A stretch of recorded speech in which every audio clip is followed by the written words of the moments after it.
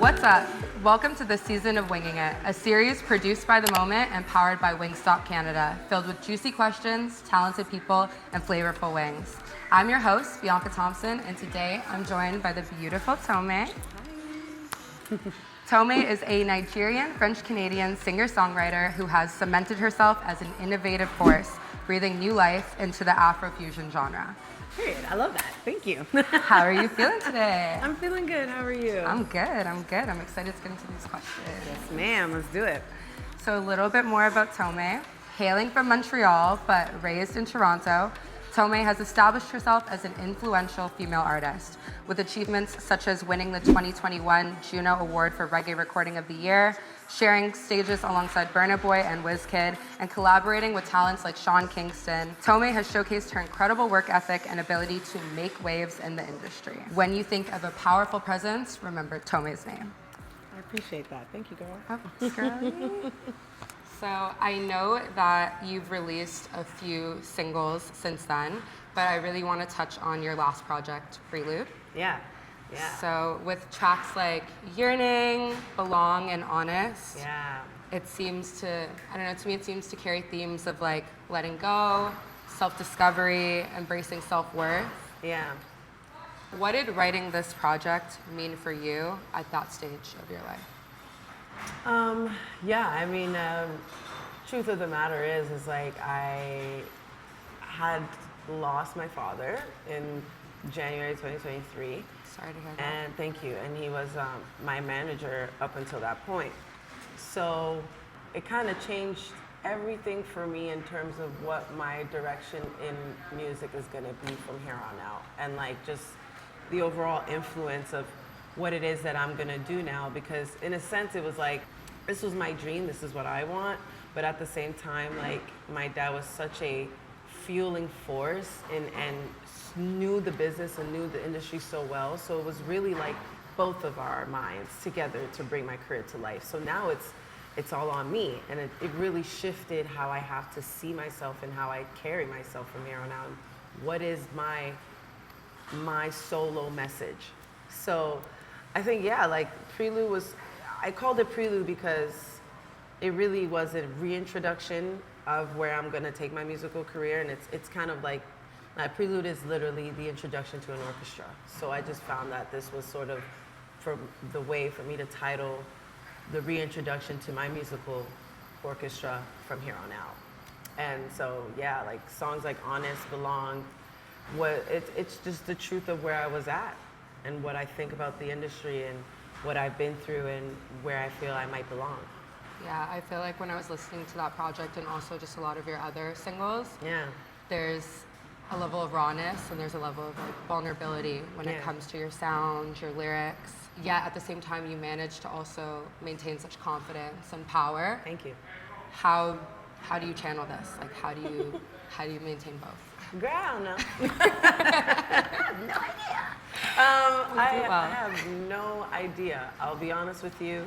I guess like since I was a kid, like it's always been this feeling for me where I've always felt like I had to prove myself to everyone around me. And like I found validation in other people's worth of me. Not a great thing, but it's my truth. And so like because of that, I felt like I always had to put on a front.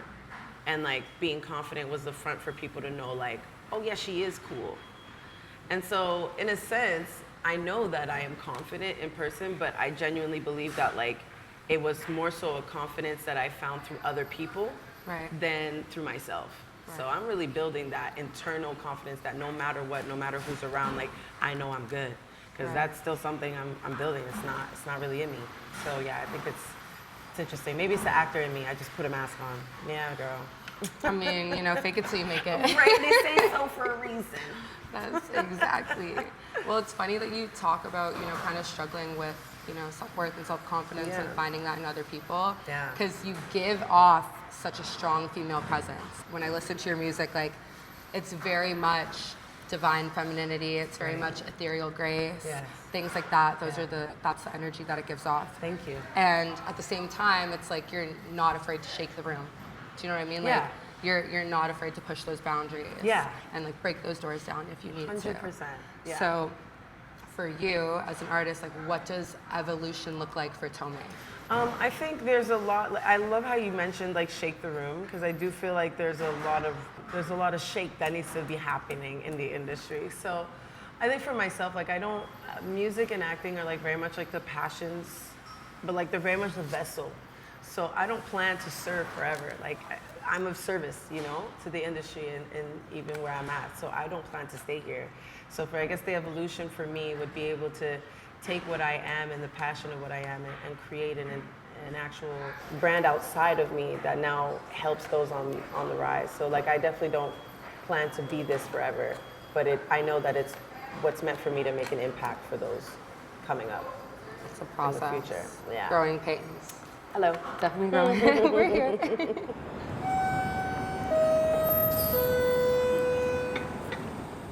Okay, so I know you must be starving. Yes. I'm a little hungry myself. Yeah. So I think we're just gonna take a little break to eat. Oh my God, the fries. Thank you. Oh, this looks so good. fire. Oh, and the corn? Stop. Wait, stop. Okay. And we got the ranch. Okay, nice. Yeah, I'm a ranch girl. No blue cheese out here. Stop playing with me. Okay, I was gonna ask you that. You already answered that for me. Ranch. Okay, so we're gonna play a little bit of a game. All right. This one is called Find Your Flavor. Okay. You have to pick a number from 1 to 4, Okay. and then I'll give you whichever number you choose. 3. 3. Okay. Are those boneless? That looks so good. Boneless and wing. Bone in. I'm a guest with you. This is like honey garlic. Definitely honey garlic. Oh. Fire. I like this one. It's subtle though. It's not too sweet. It's nice. Do you hate when honey garlic's like extremely saucy? Yeah. Okay. I'm not a big sauce fan overall. So. You like more dry? Mm-hmm. Pick another number. Oh. We keep going. Okay. Oh, I didn't know this. All right, let me put this down. I'm like, it's supposed to be rapid fire, but you're faster than me. 2. All right.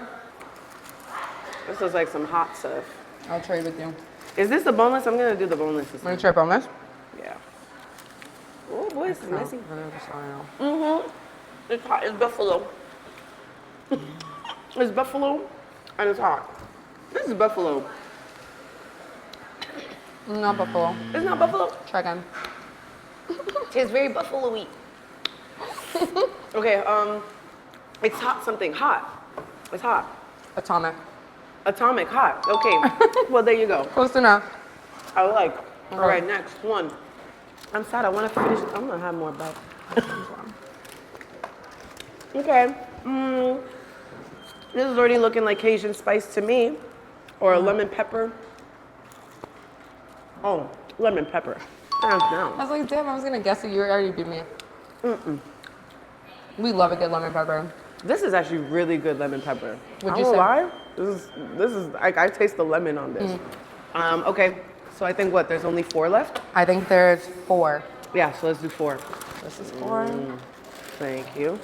No problem. And I'll do a boneless because yeah, why not? Switching it up, switching it Yeah, up. you know. Oh, I'm gonna try bone in. this is giving me Cajun spice. It's their Louisiana rub. Ooh, okay. Okay. Yeah, Cajun spice is like different everywhere you go. Okay, But cool. we love a good Cajun. No, because I killed that. What do you mean? I think you actually slayed. Excuse me? You got like every single one right. Great. Oh man, yeah, that was good. What's I next? mean, feel free to. Well, we're done with the little games. But I Fire. mean, you can dig in. Do you prefer like bone in or do you prefer boneless? Boneless.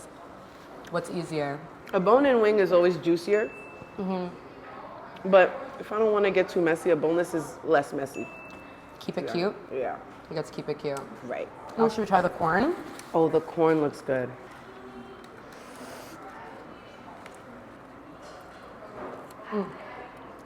Oh yeah. They have really good corn. Sort of like pivot back into our other conversation. I really wanted to tap into your 30-minute series because I think that's so interesting, Yeah. so innovative. Thank you. And to create songs like Addicted and Jump Off in 30 minutes is insane. Thank you. When you walk into the studio, once that timer starts, What's your creative process like, would you say? Okay, because I'm the one that's very much like curating the vibe, and it's a very collaborative thing, it always depends on who I'm working with. So there's always sort of like a debrief before we begin, and it's just kind of like, are you comfortable with this? How free flowing do you want to be with it? And I think that's really, really important as well. I think the main thing I always say is we have to have fun. If we overthink this, we're gonna screw it up and it's not gonna be fun. Like, it has to be fun. It has to just come from you. Work with what you get. We only have 30 minutes, y'all. Which is why I usually just focus on the first 1 minute. And I think people might think that it's the full song, but it's like 30 minutes is really hard to do a full song. So we just focus on the first minute. Let's get a verse, let's get a hook, and let's make something dope. But man, first of all, the idea really came from a really talented producer called Sebastian Music. Shout out to you. And I just saw him do it on his page. He was like, we're gonna try and make a song in 30 minutes. He was just like with a bunch of people. And I was like, this is such a dope idea. I wanna do it. And then when I did the first one, which was Jump Off, and there was such great reception, I already knew I kinda wanted to make a series out of it. I'm like, this is really like content based. I love the engagement. So I was like, yeah, let's just make a whole thing out of it. And I haven't achieved to make a song in 30 minutes yet. Okay. That's the thing, which I think is like clickbait or whatever, but you watch it anyways, so. Yeah, I was watching and I was like, they did this in 30 minutes? Perception, right? But no, I actually have yet to achieve a 30-minute song, but usually we make it in like less than an hour. Okay. So yeah, But it's still fire that you're able to get like Yes. verse, hook, all that in the first minute. yeah. That like ties into, I think, collaboration, you know? Obviously like collaboration can make or break a song. So why do you think it's important for local artists to be more open to collaborating with one another? Two heads are better than one. Really? Yeah, and I used to be that artist who was like, no, I have to write this myself. I have to be the one to write it. And very prideful of that. And the moment I got out of that is when I started making my greatest songs. I think that realistically, and you look at most people who have the greatest hits, it was not written by one person alone. No. It's very rare. And I think there's so much power in collaboration, especially when it comes to music, because no matter how you come on a song, someone else will come on it so differently. Like, they will do something different. You're like, what the hell? I didn't even think of that. And then it inspires you to want to do something better. Like, I'm very free flowing in the studio, so I can kind of work with just anybody. And I think that there's a beauty to that. I'm very grateful that I have that kind of flexibility, because it just allows me to explore and like find new ways to like work on a certain sound, which I couldn't or wouldn't have thought of if that person wasn't in the room. So yeah, I think there's true value in working with others. Are there, like, if you could name 3 local artists that you want to collaborate with, who would they be? Havai's been on my list, sis. What's up? We gotta make it happen. Hit her up. Hit her up. Yeah. Via, Toby, and Savannah Ray. Yeah. Yeah. Queen. We Those love are her. definitely 3 artists from the city that I would love to work with. I can really see all of those like coming to fruition. Amen. Thank you. Yeah, no problem. So to wrap things up, I have a little final question. It's a fun one because I know I've been kind of picking your brain. That's cool. If you could select or like make up any Wingstop flavor, you get to choose your own chicken flavor for Wingstop, inspired by one of your songs. Jeez. What would that flavor be? And describe it to us. What would it be called and describe it? Okay, I would probably call it Addicted. Okay. I think that makes a lot of sense. Addicted, featuring Bolu, Godflow. Go listen to that. But yeah, I think that's a great name for a wing. Addicted. It would be this like sweet chili garlic with a hint of lemon. Okay. Yeah. Sweet chili garlic with a hint of lemon. Addicted. Addicted. Okay, we You'd love be like, it. oh my God, I need more of it. You're addicted to it. Yeah. Just like the song. Right. Well, thank you so much, TÖME, for being here Thanks for having today. Thank you guys so much for watching. Once again, my name's Bianca Thompson. Tell me, baby.